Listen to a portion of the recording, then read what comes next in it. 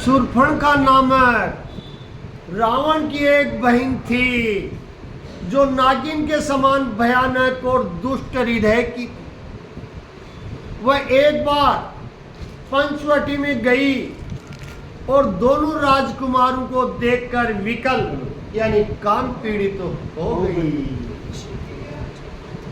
काकभूषुंडी जी कहते, हे गरुड़ जी, शूर्पणखा जैसी राक्षसी धर्म ज्ञान शून्य कामांध स्त्री मनोहर पुरुष को देखकर चाहे वह भाई पिता पुत्री हो विकल हो जाती है और मन को नहीं रोक सकती। जैसे सूर्यकांत मणि सूर्य को देखकर द्रवित हो जाती है, ज्वाला से पिघल जाती है, वह सुंदर रूप धरकर प्रभु के पास जाकर और बहुत मुस्कुराकर वचन बोली, मैं तो तुम्हारे समान कोई पुरुष है और न मेरे समान स्त्री कोई नारी नहीं। जय हो विधाता ने ये संयोग ये जोड़ा आपका और मेरा, बहुत विचार कर रचा। मेरे योग्य पुरुष जगत भर में नहीं है। मैंने तीनों लोगों को खोज देखा, नहीं मेरे योग्य पुरुष हुआ। शूर्पणखा कह रही है कि मेरे आपके जैसे यानी राम जैसा मैंने तीनों लोगों को खोज देखा, इसी से मैं अब तक कुंवारी यानी अविवाहित रही। अब तुमको देखकर कुछ मन माना सा लगा कि मेरी जोड़ी का तो भगवान ने यही रचा है, एकमात्र ये राम ही मेरे लायक है, दूसरा दुनिया में कोई नहीं है। सीता जी की ओर देखकर प्रभु श्री राम जी ने ये बात कही कि मेरा छोटा भाई कुमार है, लक्ष्मण जी की तरफ संकेत किया। तब वह लक्ष्मण जी के पास गई कि वो तो थी ऐसी चुड़ैल, पहले राम के लिए कह रही है, स्त्री तो थी कहाँ, इसीलिए वो लक्ष्मण जी के पास गई, लक्ष्मण जी की तरफ इशारा कर दिया है और कहने लगी, मैं तो छोड़ आई लंका का राज लक्ष्मण तेरे लिए। पहले राम के लिए कह रही थी और अब लक्ष्मण के लिए कह रही है।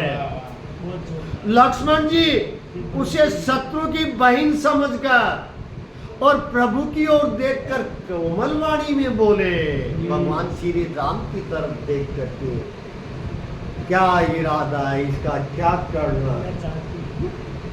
हे सुंदरी सुन, लक्ष्मण जी ने कहा शूर्पणखा को संबोधित करते हुए कि मैं तो उनका दास हूँ, जो राम जी है, श्री राम है, मैं उनका सेवक हूँ, मैं पराधीन हूँ, अतः तुम्हें सुविधा सुख न होगा।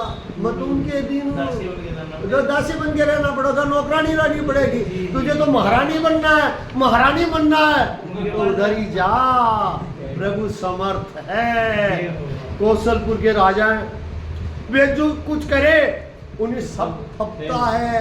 राजा तो कुछ भी कर सकता है, तू राजा के पास जा, मेरे पास क्या करेगी, मैं तो खुद ही उनका सेवक हूँ।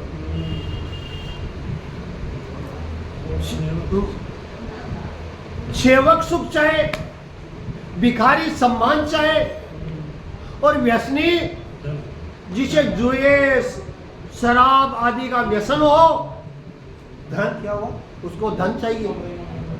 व्यभिचारी शुभ गति चाहे, लोभी यश चाहे और अभिमानी चारों फल धन अर्थ काम और मोक्ष चाहे।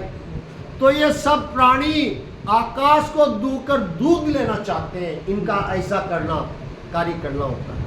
अर्थात असंभव बात को ये संभव करना चाहते हैं, वो संभव नहीं है। वह लौटकर फिर श्री राम जी के पास आई। प्रभु ने फिर उसे लक्ष्मण जी के पास भेज दिया, फुटबॉल बना दिया दोनों ने, भाइयों ने, क्योंकि वो शत्रु की बहन तो थी, इसलिए इधर से किक लगाए उधर के तरफ जाए, उधर से किक लगाए इधर आए। लक्ष्मण जी ने कहा तुम्हें वहीं मरेगा, तुम्हारा वर्ण वही करेगा जो लज्जा को तृण तोड़कर अर्थात प्रतिज्ञा करके त्याग देगा, अर्थात जो निपट निर्लज होगा वही तेरे साथ शादी कर सकता है, कोई दूसरा तो नहीं कर सकता। तब वह खिसियाई हुई, क्रुद्ध होकर श्री राम जी के पास गई और उसने अपना भयंकर रूप प्रकट किया। सीता जी को भयभीत देखकर श्री रघुनाथ जी ने लक्ष्मण जी को इशारा देकर कहा मौका है, कर दे, ना कान काट दे साली के।